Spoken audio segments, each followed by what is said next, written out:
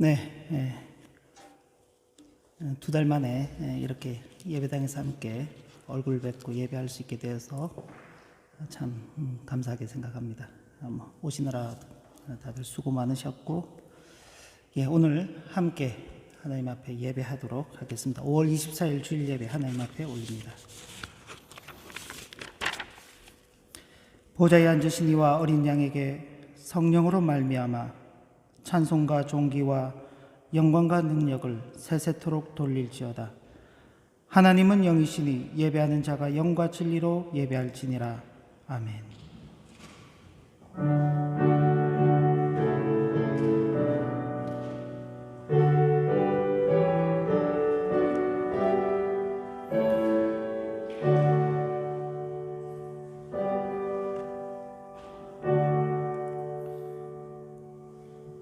성부 하나님, 성자 하나님, 성령 하나님, 성삼위일체이신 하나님을 찬양하며 경배합니다. 이 시간에도 각 곳에 흩어져 있던 저희들을 불러 모아 주님의 몸된 교회를 이루게 하시고 성삼위 하나님의 이름을 불러 찬양하며 경배하게 하시니 이 은혜가 큽니다.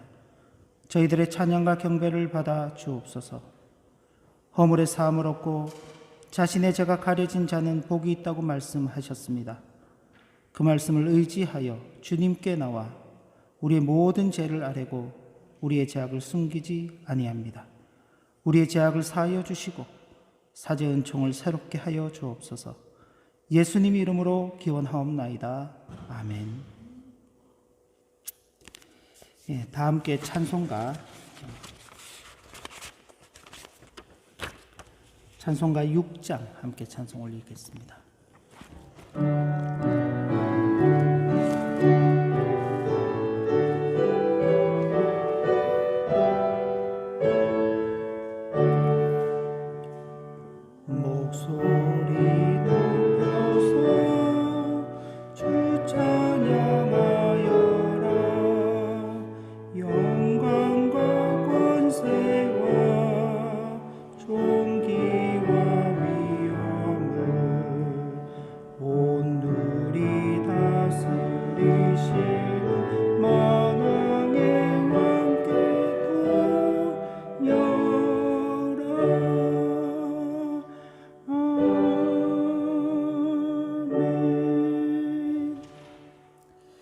함께 신앙 고백하실 때에도 소리는 제가 대표해서 내도록 하겠습니다. 여러분들께서는 자기만 들을 수 있는 소리, 그렇게 좀 아주 작은 목소리로 그냥 함께 따라 하시면 되겠습니다. 함께 신앙 고백합니다. 나는 전능하신 아버지 하나님 천지의 창조주를 믿습니다. 나는 그의 유일하신 아들 우리 주 예수 그리스도를 믿습니다. 그는 성령으로 잉태되어 동정녀 마리아에게서 나시고 본디오 빌라도에게 고난을 받으사 십자가에 못 박혀 죽으시고 장사된 지 사흘 만에 죽은 자 가운데서 다시 살아나셨으며 하늘에 오르시어 전능하신 아버지 하나님 우편에 앉아 계시다가 거기로부터 살아있는 자와 죽은 자를 심판하러 오십니다. 나는 성령을 믿으며 거룩한 공교회와 성도의 교제와 죄를 용서받는 것과 몸의 부활과 영생을 믿습니다. 아멘. 찬송가 35장 1절과 4절인데 역시 마찬가지입니다. 여러분들께서는 소리를 최대한 절제해서 내시고 그래서 옆에 안 들리셔도 됩니다. 자기만 들을 수 있는 소리로 찬송하시면 되겠습니다. 1절과 4절입니다.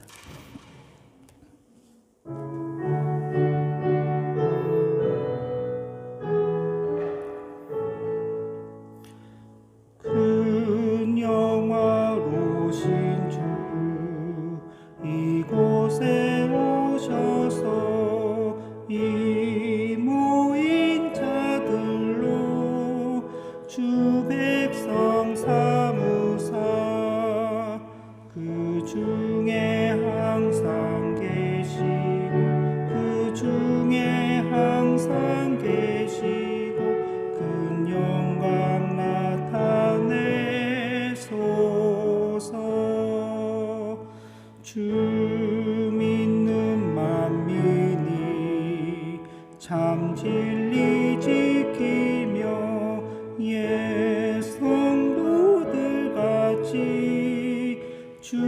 찬송하다가 저 천국 보좌 앞에서 저 천국 보좌 앞에서 늘 찬송하게 하소서.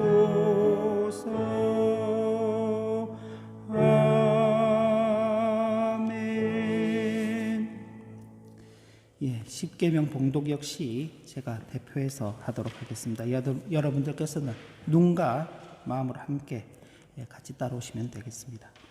하나님이 이 모든 말씀으로 말씀하여 이르시되 나는 너를 애굽 땅 종되었던 집에서 인도하여 낸 내 하나님 여호와니라. 제1은 너는 나 외에는 다른 신들을 내게 두지 말라. 제2는 너를 위하여 새긴 우상을 만들지 말고 또 위로 하늘에 있는 것이나 아래로 땅에 있는 것이나 땅 아래 물속에 있는 것의 어떤 형상도 만들지 말며 그것들에게 절하지 말며 그것들을 섬기지 말라. 나 내 하나님 여호와는 질투하는 하나님인즉 나를 미워하는 자의 죄를 갚되 아버지로부터 아들에게로 3, 4대까지 이르게 하거니와 나를 사랑하고 내 계명을 지키는 자에게는 1000대까지 은혜를 베푸느니라. 제3은 너는 내 하나님 여호와 이름을 망령되게 부르지 말라.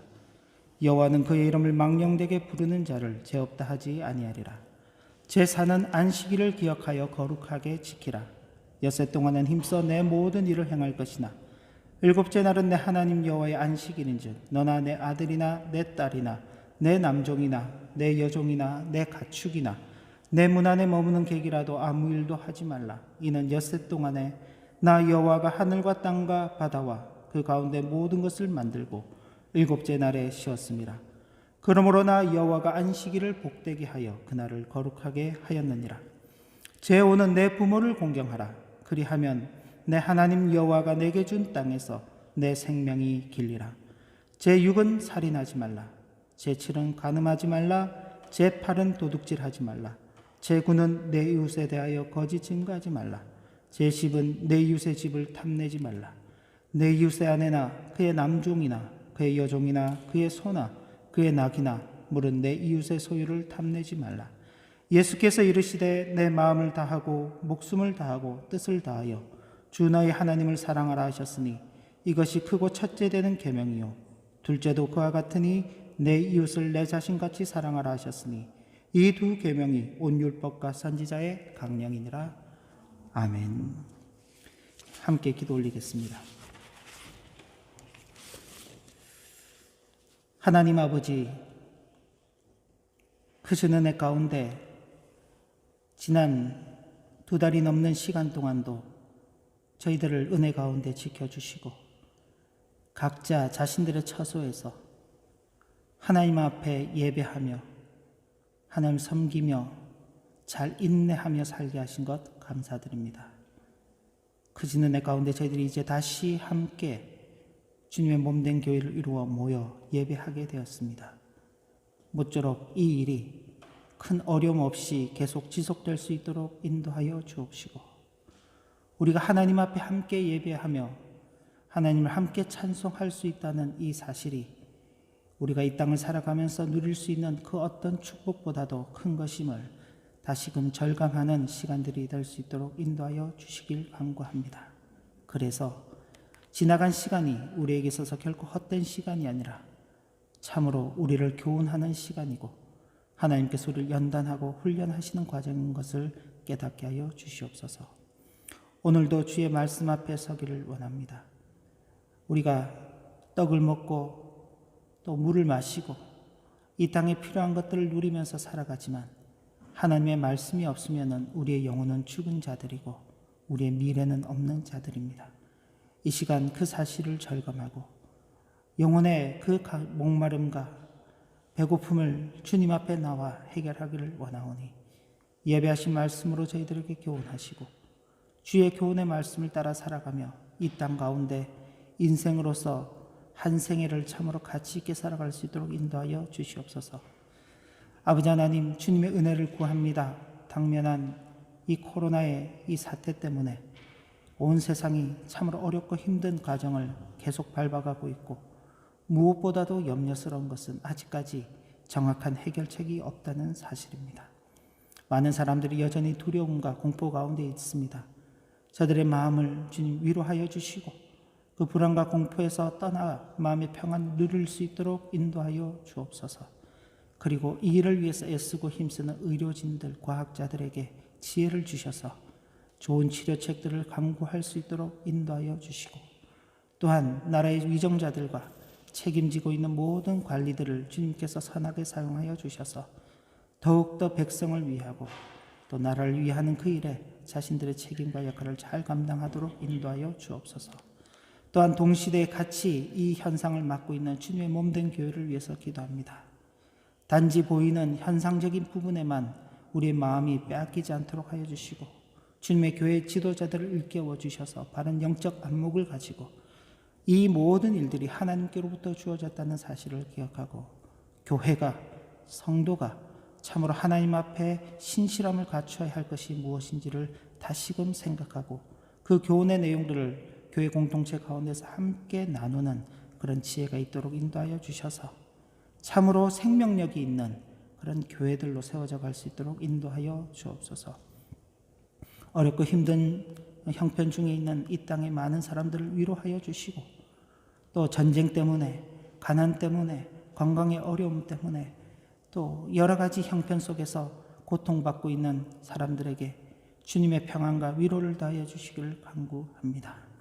아버지 하나님, 이 시간 무엇보다도 예배하기 위해서 이 자리에 나온 모든 성도들을 위로하여 주시고 또 형편 중에 이 자리에 함께 나오지 못한 성도들도 주님께서 붙들어 주셔서 오로지 함께 하나님 앞에 예배하는 이 은혜가 우리 모두에게 임하게 하여 주옵소서.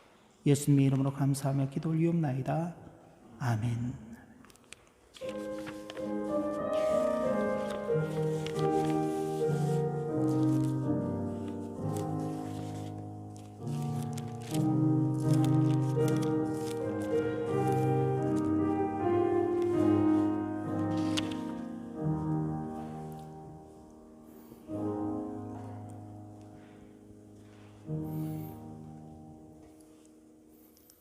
네, 이미 공지된 대로 예배 중에는 헌금함을 돌리지 않습니다.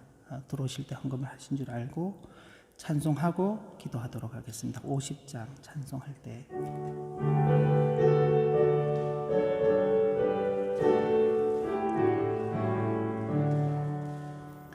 내게 있는 모든 것을 아낌없이 드리네. 사랑하고 의지하며 주만 따라 살리라. 주께 드리네. 주께 드리네. 사랑하는 구주 앞에 모두 드리네. 아멘.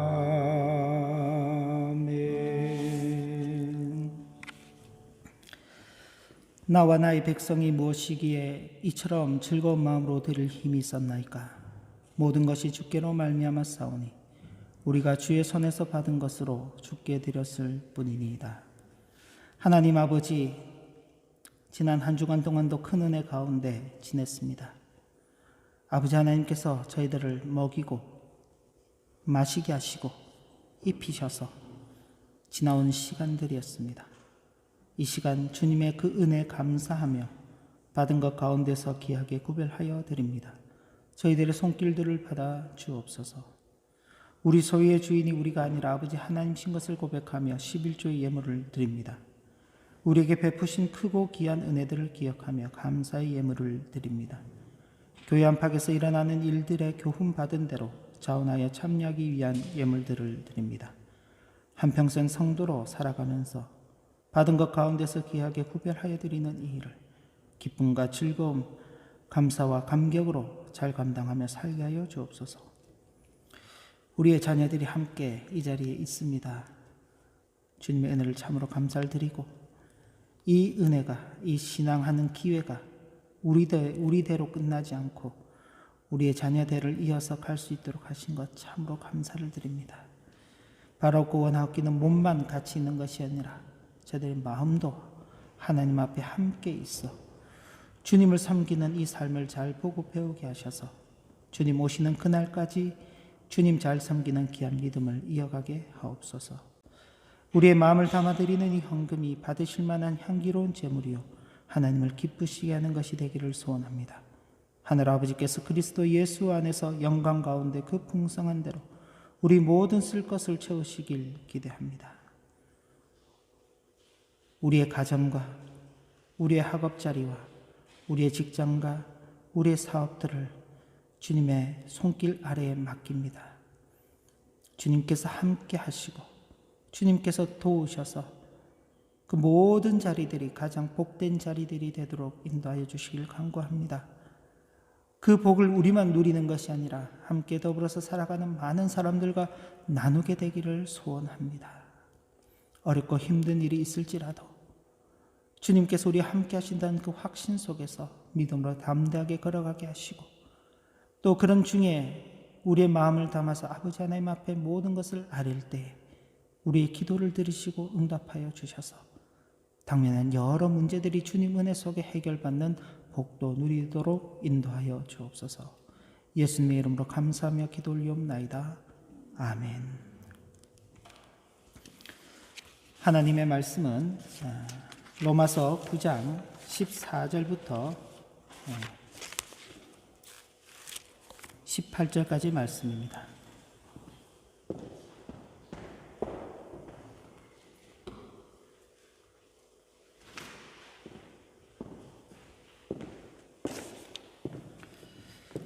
로마서 9장 14절부터 18절까지의 말씀입니다.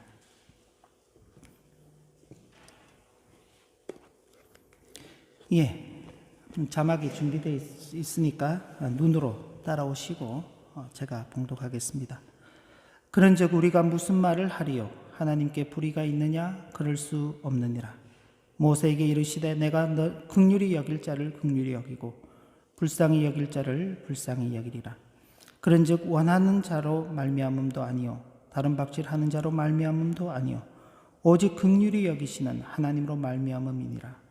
성경이 바로에게 이르되 내가 이 일을 위하여 너를 세웠으니 곧 너로 말미암아 내 능력을 보이고 내 이름이 온 땅에 전파되게 하려 함이라 하셨으니 그런즉 하나님께서 하고자 하시는 자를 긍휼히 여기시고 하고자 하시는 자를 완악하게 하시느니라. 아멘. 복된 주일 이곳까지 나오신 것 감사합니다.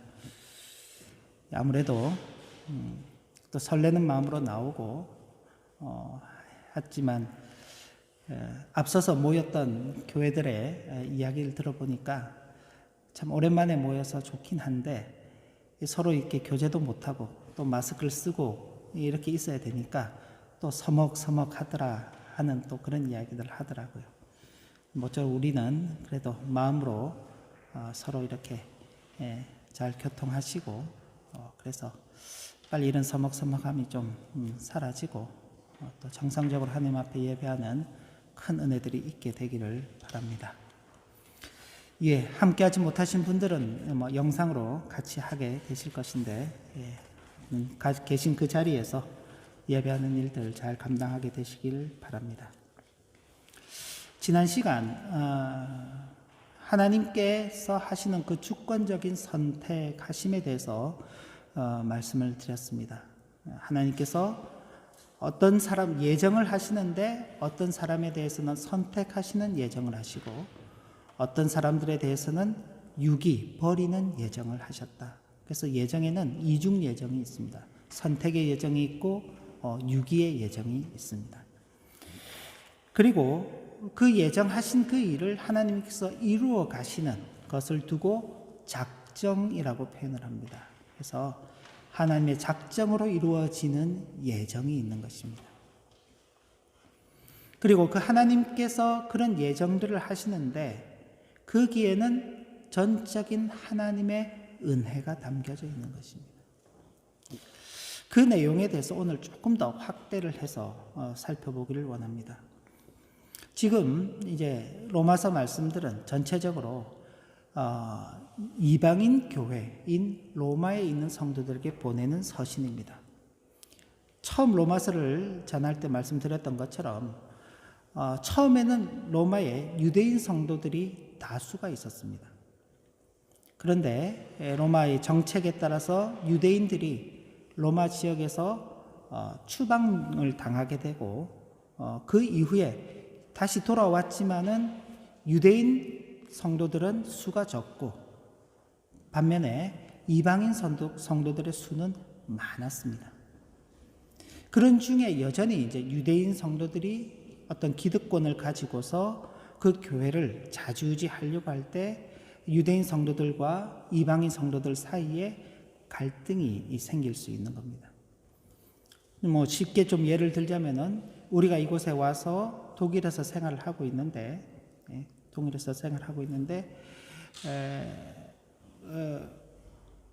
원래는 우리가 좀 다수를 이루고 있었어요.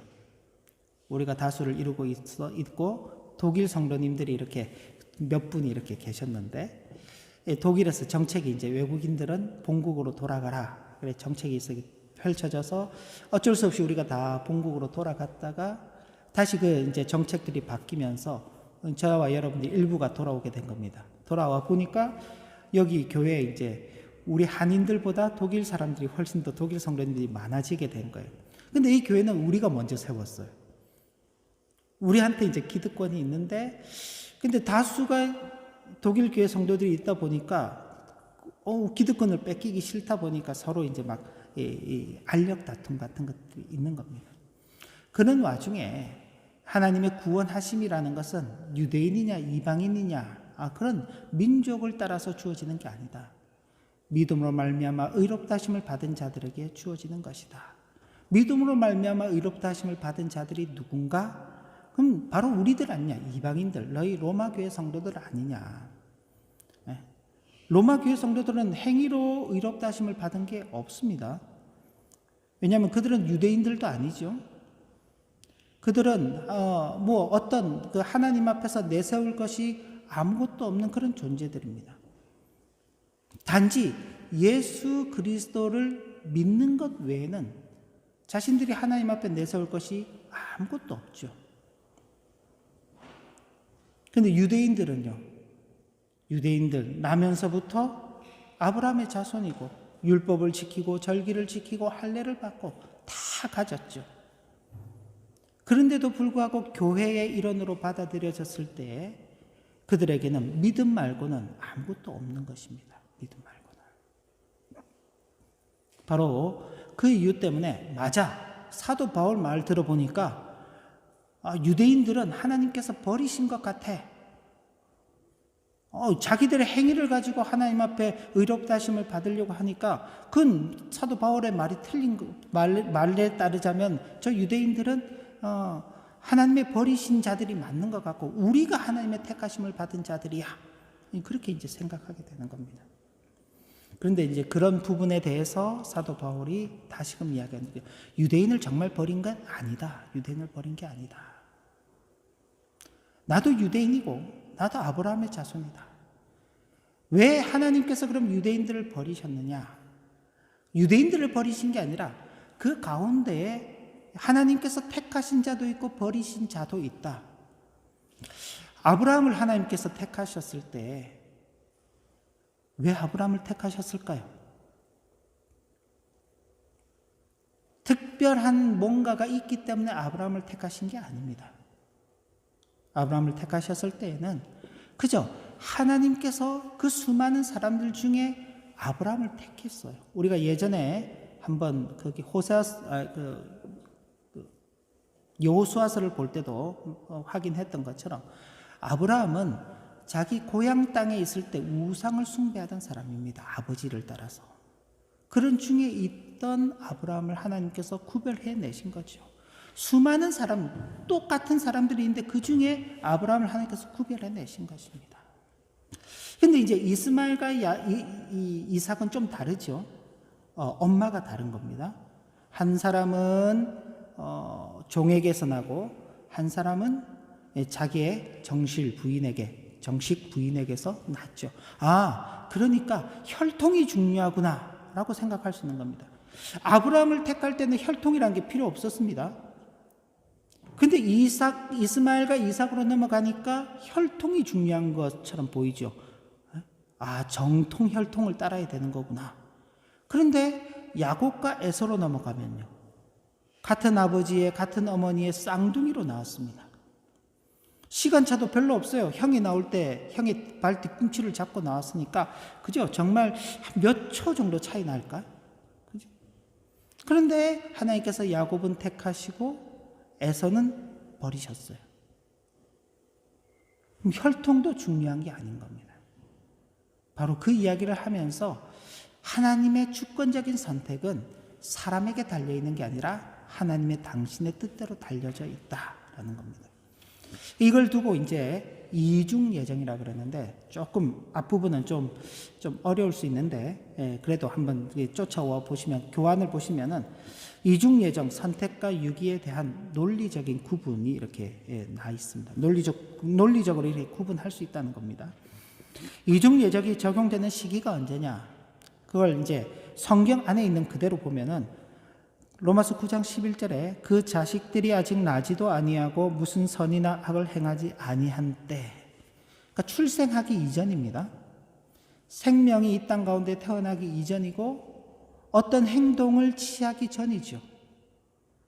어떤 선한 일도 하지 않고 악한 일도 하지 않았습니다. 그러니까 하나님의 예정하심이 언제 주어지는가? 사람이 이 땅에 태어나서 선한 일을 하면은 하나님이 선택하시고 악한 일을 하면 하나님께서 버리시는 게 아니라 태어나기도 전에, 출생하기도 전에, 어떤 행동들이 있기도 전에 그 예정은 정해지는 것이다 하는 것이죠. 그리고 왜 그러면 하나님께서 이렇게 이중 예정을 하시는가? 역시 11절에 보면은 행위로 말미암지 않고 오직 부르신 이로 말미암아 서게 하시기 위해서. 그러니까 하나님의 선택과 하나님의 버리심은 전적인 하나님의 능력이다, 하나님의 선택이다 하는 것을 보여주기 위해서입니다. 그럼 이중 예정의 대상이 누구냐? 역시 로마서 9장 16절 보면 원하는 자로 말미암음도 아니요 다른 박질하는 자로 말미암음도 아니라 그랬습니다. 그러니까 원한다고 되는 것도 아니고, 다른 박질한다는 것은 노력하는 것이죠. 내가 힘을 쓰고 노력하면은 하나님의 그 선택에 들어갈 수 있다. 반대로 원하지 않고 노력하지 않으면은 내가 버림을 받는다. 이게 이런 차원이 아니라, 그건 모든 인생들이 원하든 원하지 않든 노력을 하든 노력을 하지 않든 모든 대상들이 다 이 이중 예정의 선택의 대상이 되는 것입니다. 모든 사람들이 다 대상이 되는 거죠. 그리고 이 이중 예정의 주체는 16절 말씀의 뒤에 보면 오직 긍휼히 여기시는 하나님으로 말미암아. 그러니까 하나님께서 이 모든 일을 행하시는 것입니다. 그러니까 사람이 아니라 하나님이죠. 내가 예를 들어서 구원을 받았다. 그 구원을 받았다면 내가 잘 믿어서 어떤 내가 선한 일을 해서 구원을 받는 게 아니라 하나님께서 우리를 그렇게 선택하셨기 때문에. 혹은 어떤 사람이 버림을 받았다. 그 사람이 뭔가 특별한 죄를 지어서가 아니라, 악한 일을 많이 해서가 아니라 하나님께서 그렇게 하시기 때문에 그렇게 하시는 거다. 여기에 있는 하나님의 뜻이, 의지가 담겨져 있습니다. 여기 15절에 보면 내가 긍휼히 여길 자를 긍휼히 여기고 불쌍히 여길 자를 불쌍히 여기리라. 그리고 18절에도 보면 하나님께서 하고자 하시는 자를 긍휼히 여기시고 하고자 하시는 자를 완악하게 하신다. 그 예를 들어서 애굽의 바로를 들어서 말씀한 겁니다. 하나님께서 애굽에 10가지 재앙을 내리시면서 이스라엘 백성들을 보내라 그랬죠. 재앙이 임할 때마다 바로의 마음이, 처음에는 재앙을 딱 맞게 되면은 모세를 불러서 야 제발 이 하나님께 기도해가지고 이 재앙을 멈추게 해라. 그럼 너와 너희 백성들이 하나님께 제사로 갈 수 있도록 하겠다. 예배하러 갈 수 있도록 하겠다. 근데 그래서 없애주면은 마음이 또 바뀌는 겁니다. 옛날 표현으로는 강팍하게 했다 그랬죠. 바로의 마음을 강팍하게 하셨다 하나님께서. 그래서 못 가게 막는 겁니다. 몇 번이나요? 10번째 재앙이 임할 때까지. 마지막 재앙은 애굽의 모든 장자들이 다 죽음에 처하게 되는 재앙이었습니다. 자신의 아들이 죽는 것을 보고 나서야 내가 잘못했구나. 그러고는 모세를 비롯한 유대인들을 다 보내주게 됩니다. 근데 그 보내주는 것도 잠깐, 다시 군대를 일으켜서 유대인들을 뒤쫓게 되죠. 그런 일들이 어떻게 있어지는가? 하나님께서 그를 그렇게 하시는 겁니다. 왜? 하나님께서 택하신 이스라엘 백성, 유대인들을 구원하시는 영광을 나타내기 위해서. 그죠? 이스라엘 백성들이 만약 그냥 첫 번째 재앙으로 인해서 바로가 이스라엘 백성들을 내보내 주었더라면은 자기들이 그렇게 하나님의 구원하심에 대해서 깊이 있게 이렇게 인식하지 못했을 것입니다. 근데 10번의 재앙 끝에, 그리고 홍해 앞바다에서 그 절박한 생명의 위협 끝에 그들이 구원을 받고, 자신들은 구원을 받는데 바로의 군대들이 그 바다에서 빠져 죽는 광경을 보면서 하나님의 선택하심, 하나님의 구원하심이란 바로 이런 것이구나 라고 그렇게 찬양하는 것입니다. 그게 출애굽기 15장에 나오는 미리암의 노래입니다. 14장에서 홍해를 건너는 사건이 있고 15장에서 미리암의 노래가 있죠. 이런 하나님의 놀라우신 일들을 하나님께서 이루어 가시는 겁니다. 당신의 뜻을 가지고, 의지를 가지고. 자, 이렇게 이런 일들을 이제 이야기를 하면은 사람들이 이제 의구심을 갖죠. 모든 걸 하나님께서 결정하신다고? 이미 다 결정이 되어 있다고? 우리가 태어나기도 전에, 우리가 무슨 선한 일을 하거나 악한 일을 하기도 전에 하나님께서 다 결정하셨다면 그럼 우린 도대체 뭔가? 우리가 지금 하고 있는 일들은 뭔가? 그죠? 하나님께서 우리에게 책임을 물을 수 있나? 왜? 하나님께서 다 결정해 놓고는 우리한테 왜 책임을 물어? 이제 그런 반론을 제기할 수 있는 겁니다. 그런데 하나님께서 모든 것을 다 결정하신다, 결정권이 하나님께 다 있다라고 말할 때 그건 하나님께서 이렇게 된다, 저렇게 된다, 이런 차원의 아주 그 단순한 차원의 결정을 두고 이야기하는 게 아닙니다. 교환을 보시면서 같이 읽어보면 좋은데, 모든 결정권이 하나님께 있다는 것이 의미하는 것은 하나님께서 오직 자신만을 우리의 구원을 이루는 자로 두시려 그 뜻을 정하시고 우리의 모든 도움과 구원을 스스로 맡으셨다는 겁니다.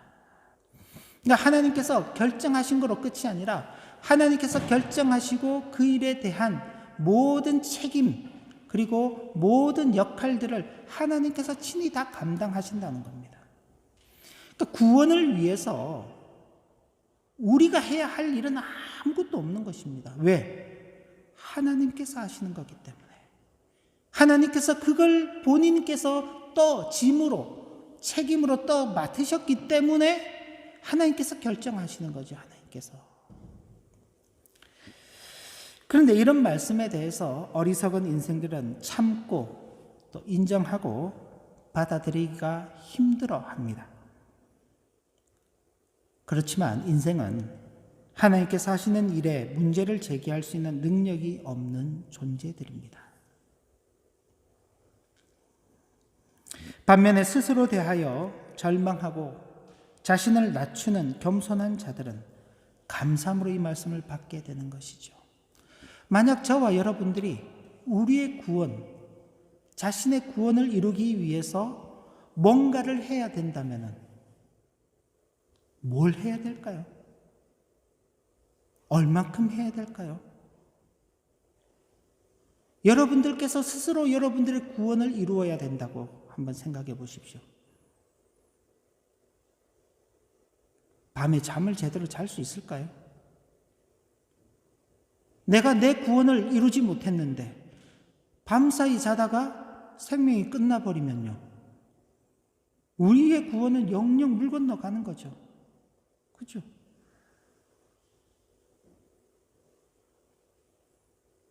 만약 우리가 우리의 구원을 스스로 책임져야 된다면, 우리 구원을 이루기 위한 짐을 우리가 스스로 져야 된다면요, 우리는 잠시도 불안해서 살 수가 없는 겁니다.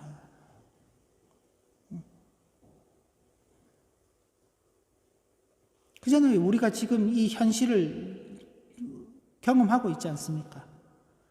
바이러스에 언제 감염이 될지 모르기 때문에 불안해하고, 그죠? 함부로 어딜 다니지도 못하잖아요. 예배당에 모여서도 거리를 지키고 마스크를 다 쓰고, 그죠? 왜 그런가요? 혹시라도 있을지 모르는 바이러스의 감염 때문에 조심하는 거죠. 그죠? 지금 많이 잠잠해져서 이 정도입니다. 그죠? 근데 곳곳에서 사람들이 그 일로 인해서 계속 죽어가는 사람들이 계속 늘고 있다면요. 지금도 숫자가 계속 감소가 되지 않고 계속 늘고 있다면요. 우리는 불안해서 어떤 행동도 할 수 없을 겁니다. 구원의 문제는요, 더 심각하죠. 구원의 문제는 훨씬 더 심각한 겁니다. 아마 밤잠을 자지 못하고 먹지도 못하고, 그죠? 불안과 공포 속에 떨 것입니다. 그런데 하나님께서 그것을 결정하시고 그 모든 짐을 당신이 떠안으시고 우리를 그 구원의 길로 인도해 가시는 겁니다. 다만 내 스스로는 그 구원을 이룰 수 없다라고 절망하고 한탄하는, 그래서 하나님이 아니고서는 도저히 이 은혜를 누릴 수 없다고 그렇게 인정하는 자들은 하나님께서 결정하신 그 일에 대해서 감사함으로 받을 뿐이죠. 그리고 하나님께서는 바로 그런 자들에게 긍휼을 베풀어 주시는 것입니다. 긍휼은 우리의 동정어린 심정이나 도덕적 노력에 의해서 받는 것이 아니라 하나님의 자비하심에서 비롯되는 것입니다.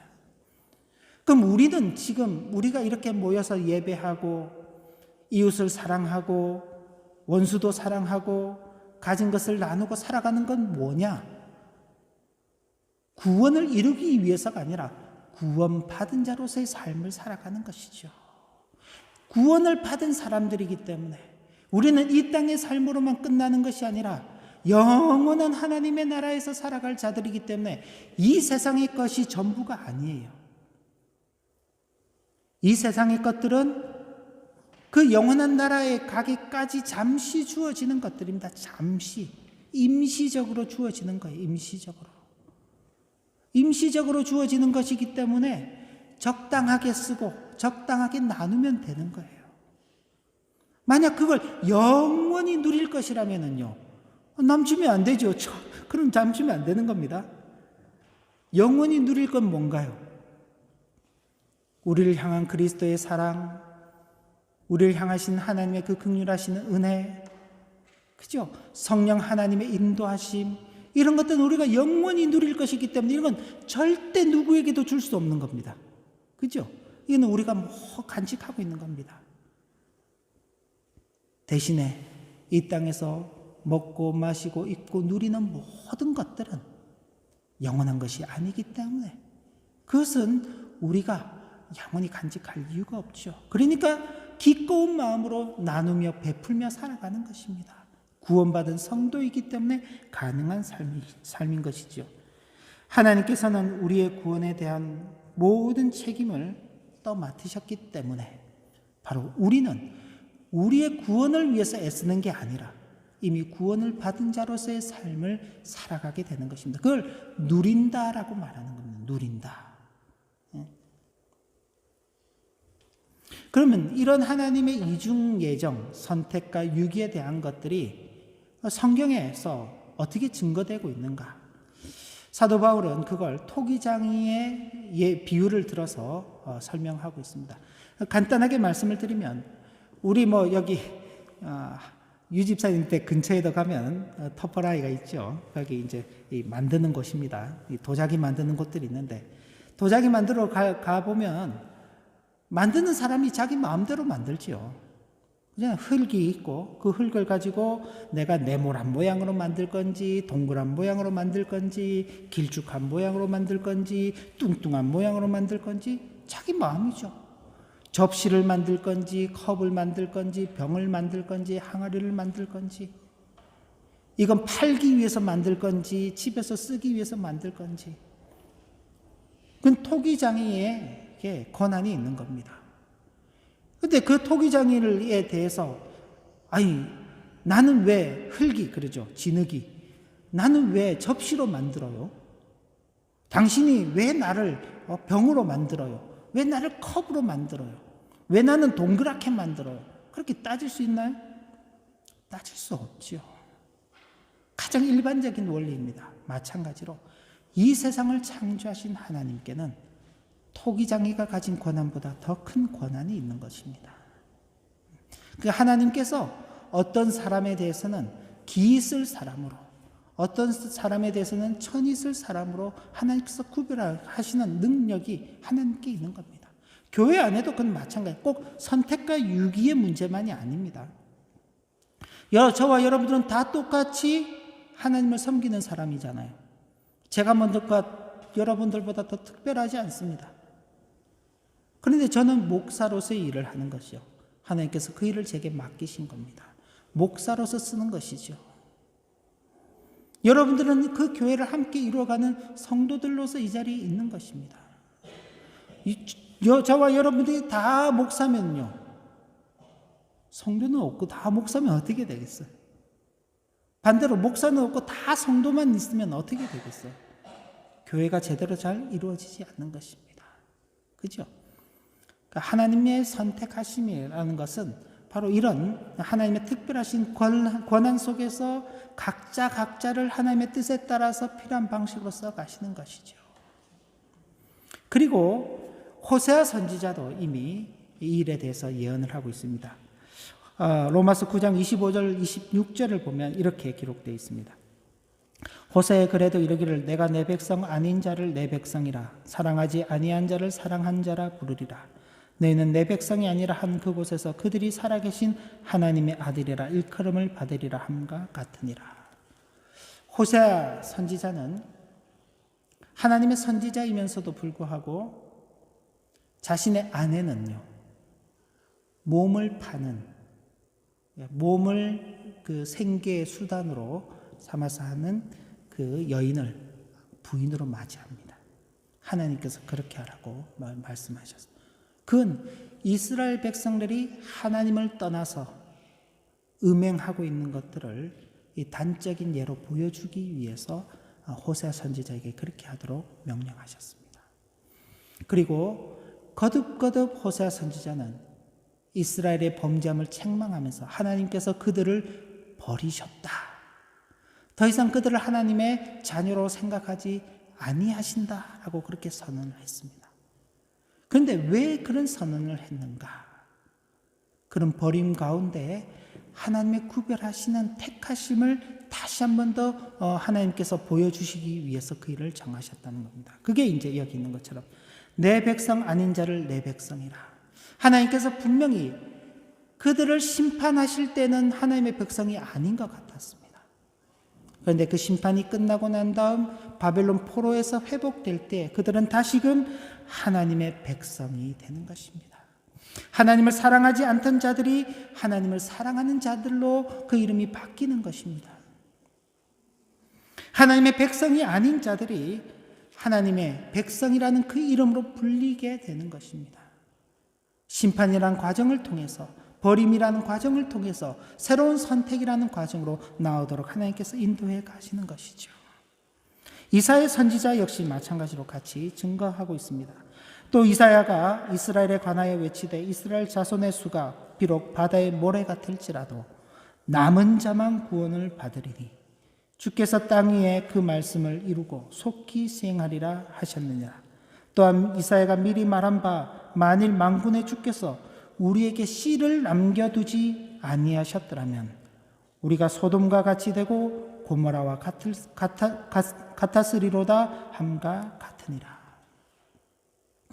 이사야 선지자는 북이스라엘이 멸망할 때입니다. 아직 남유다가 멸망하기 대략 한 130에서 140여 년 전에 활동했던 선지자죠. 북이스라엘 멸망하는 그 과정 속에서 하나님께서 그들을 책망하시는 그 내용들을 선포하며 자신들이 이스라엘이라는 그 이름 때문에 자부심을 갖고 하나님의 경고의 말씀을 무시하고 자신들만의 길을 걸어갈 때에 모든 이스라엘이 다 이스라엘이 아니다. 하나님께서 남겨두신 자만이 참 이스라엘이다. 하나님께서 그 남겨두신 자들을 마치 소돔과 고모라가 멸망할 때에 롯과 그 자녀들을 구원해내셨던 것처럼 하나님께서 그 남기신 자들만을 구원해내신다는 것을 증거하고 있죠. 이런 말씀들에 있어서의 공통점은 이스라엘이라는 이름이 그들을 구원하는 것이 아니라는 사실입니다. 하나님께서 그들을 구원해내시고 이스라엘이라는 이름을 주시는 겁니다. 이스라엘은 이름이 그들을 구원하는 게 아니라 이스라엘은 이름을 주신 그 하나님께서 그들을 구원하신다라는 사실입니다. 이건 나중에 신약에 와서도 마찬가지입니다. 누가 참 이스라엘인가? 유대인들은 자신들의 혈통을 따라서 우리는 아브라함의 자손이니까 우리가 진짜 이스라엘이다 라고 말하죠. 근데 이방인 성도들은 무슨 소리야? 그런 말 하지 마. 사도들이 전해준 그 교훈에 따르면은 아브라함의 자손이 진짜 이스라엘이 아니라 예수를 믿는 사람이 진짜 이스라엘이라고 했어. 그래서 우리가 진짜 이스라엘이야. 서로 이제 진짜 이스라엘 그러면서 이제 따지는 거예요. 그때 바로 이 사도 바울이 이야기하는 거야. 진짜 이스라엘은 하나님께서 택하신 자만이 진짜 이스라엘이다. 우리가 믿었기 때문에 이스라엘이 된 게 아니라 우리가 하나님께서 택하셨기 때문에 믿게 되었고 참 이스라엘 백성이 된 것이다 라는 사실을 증거해 주고 있는 것입니다. 하나님께서 하고자 하시는 대로, 바로 이 하고자 하시는 대로의 은혜가 우리 모두에게 임하여 있는 것입니다. 이중 예정으로 표현된 하나님의 주권적 선택은 하나님의 깊으신 뜻에 의하여 죄인들을 택하시고 구원하는 것입니다. 이미 아브라함에게 땅의 모든 민족이 너를 인하여 복을 얻을 것이라고 하신 그 말씀 속에서 아브라함의 자손이 아닌 모든 족속이라고 되어 있습니다. 그 모든 족속 가운데 하나님께서 택하신 자들이 하나님께서 주시는 그 복을 누릴 것이라는 그 말씀이 선포됐죠. 그것이 지나간 역사 과정 속에서 계속 이루어져 왔습니다.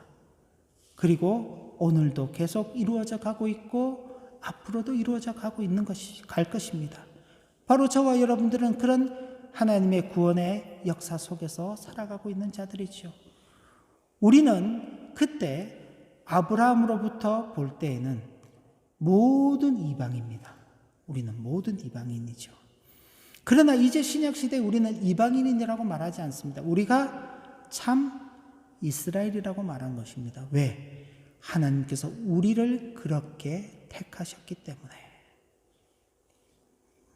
그래서 우리는 이런 사실을 분명히 믿고 확인하는 것이 중요합니다.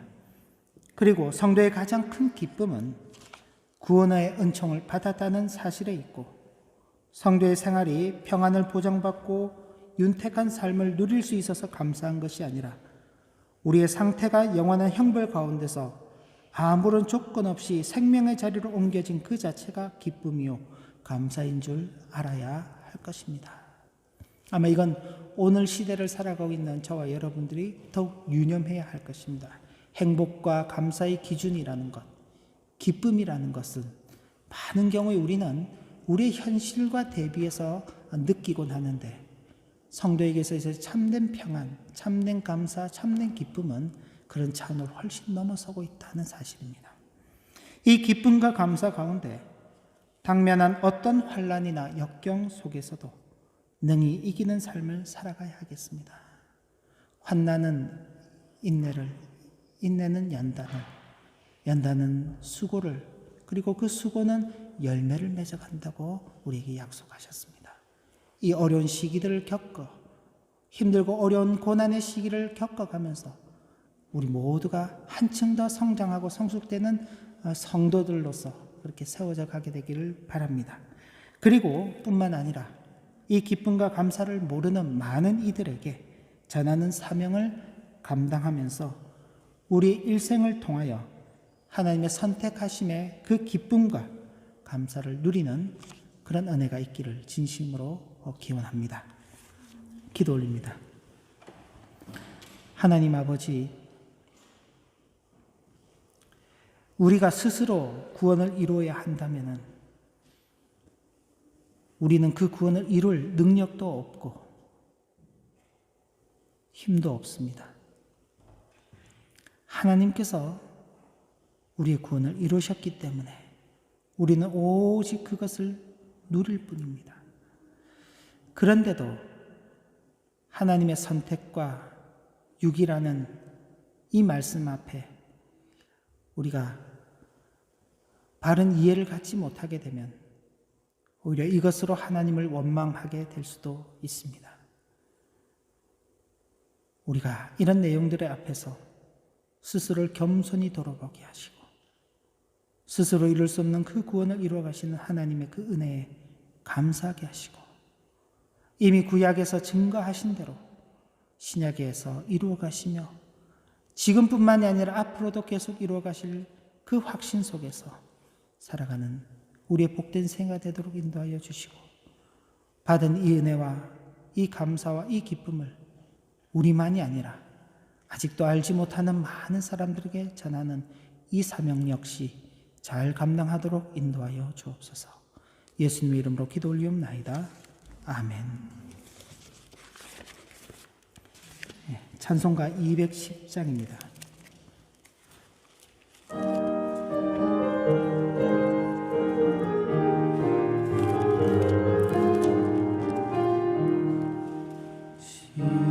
시온성과 같은 교회 그의 영광 한없다 허락하신 말씀대로 주가 친히 세웠다 반석 위에 세운 교회 흔들 자가 누구랴 모든 원수의 워사도 아무 근심 없도다 주의 은혜 내가 받아 시온 백성 되는 때 세상 사람 비방해도 주를 찬송하리라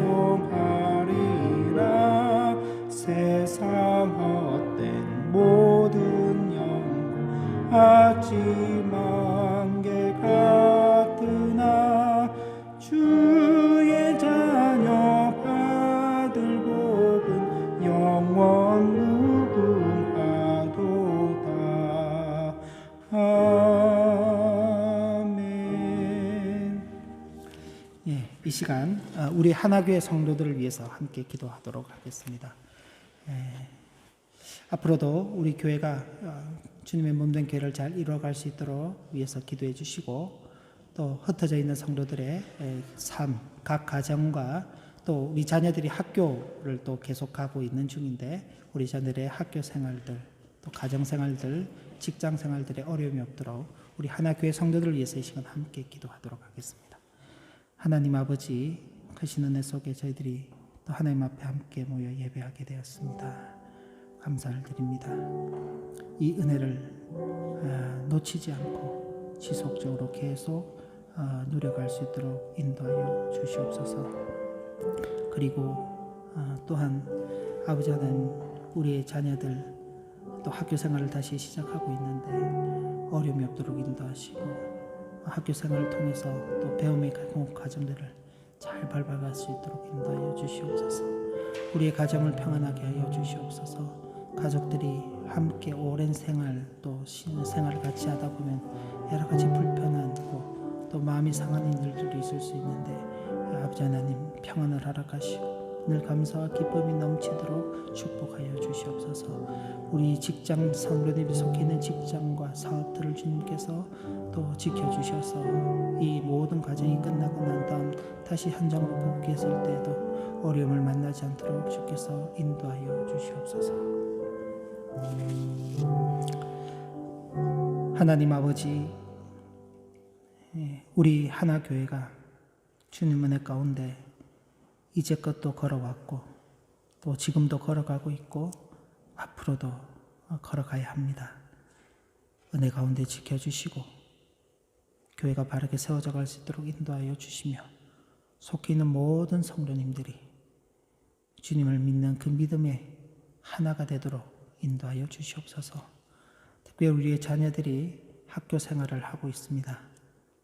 생활하는 중에 어려운 일 만나지 않도록 인도하여 주시고 학업의 과정들을 통해서 배워야 할 학문의 길들을 잘 배워갈 수 있도록 인도하시고 계획하는 일들을 주님 안에서 선하게 이루어갈 수 있도록 인도하여 주시옵소서. 우리의 가정을 지켜주시길 원합니다. 아무래도 제한된 공간 안에서 가족들이 또 오랜 동안 생활하다 보면 여러 가지 어려움들이 있을 수 있습니다.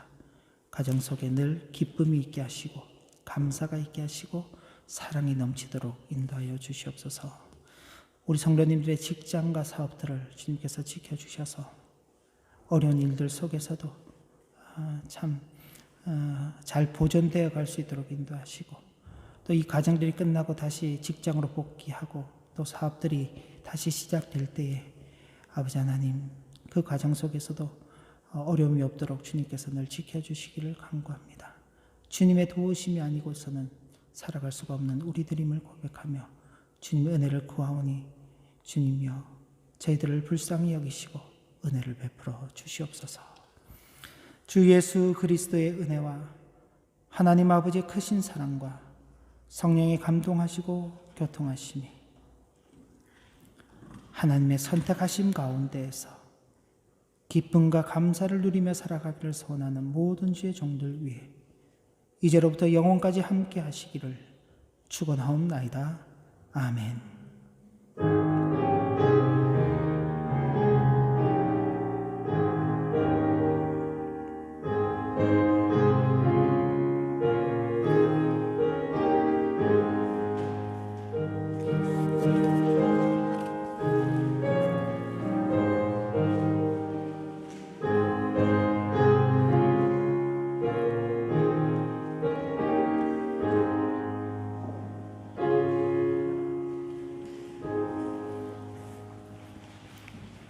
네, 광고 소식 잠깐만 전하겠습니다. 뭐 주변을 보시면서 그냥 눈으로만 인사하시죠. 눈으로만. 네, 이렇게 오신 분들 서로 간에 눈으로 인사하시고요. 반갑습니다. 말씀 일기는 계속해서 예레미야서, 예레미야 애가, 이제 예레미야서는 끝나고 예레미야 애가서였죠. 애가, 스바냐 그렇게 진행이 됩니다. 계속해서 이 일과 관계해서 여러분들 기도해 주시고 또 개인적으로 또 건강 유의하시면서 또 각별하게 조심하시는 삶을 살아가시길 바랍니다.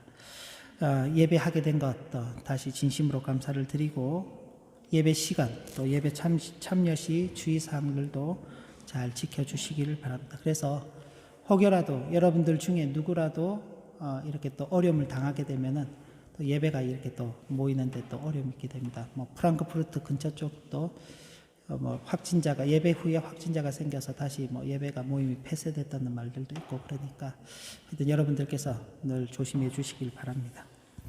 온라인 성경 공부 계속 진행되고 있습니다. 우리 유 집사님께 참여 신청하시면은 하실 수 있으니까 여러분들 하시면 됐고 기도 제목들 주보들 참고해서 보시면서 함께 기도하시고 또 혹 뭐 아직까지 계속적으로 헌금은 온라인으로도 하실 수 있습니다. 하실 수 있으니까 그렇게 하시면 되겠습니다.